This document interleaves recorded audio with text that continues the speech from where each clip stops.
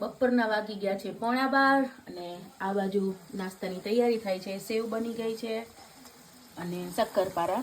કાલે બનાવી હતી જલેબીની જે આપણે ચાસણી વધી હોય ને તો એનો યુઝ કરીને શક્કરપારાનો લોટ બાંધી અને શક્કરપારા બની ગયા છે. તો અહીંયા જો શક્કરપારા બની રહ્યા છે, સેવ બની ગઈ છે.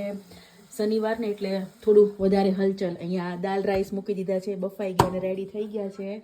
અને આ બાજુ ધાણા અને ફુદીનો ને બધું સાફ થઈ ગયું હતું. બપોરનું સલાડ પણ રેડી છે અને ફ્રૂટ ડીશ આ લોકોએ જો આટલી બધી ખાઈ લીધી છે થોડી બધી. અને અહીંયા સેવ ને શક્કરપારા ચાલુ છે અને સાથે ટીવી જોવે છે. Laughter chef favourite. તો આવો છે રસોડામાં જ જાય છે.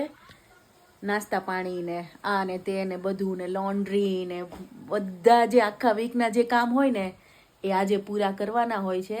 આજે બધું શાકભાજી જે કાલે લાવ્યા હતા એ બધું સરખું કર્યું ને વોશ કર્યા ને બધું ઠેકાણે પાડશું ને એક બાજુ નાસ્તા. તો કોણ છે મારા જેવું જે ચાસણી વધી હોય ગુલાબજાંબુ ને જલેબી ને એવું બનાવીને પછી તેના શક્કરપારા બનાવે છે. તો મેં પણ આજે શક્કરપારા બનાવી દીધા છે. હું તો એવરી ટાઈમ એવું જ કરું છું, થોડી વધારે જ બનાવું કે પછી શક્કરપારા બની જાય એમ.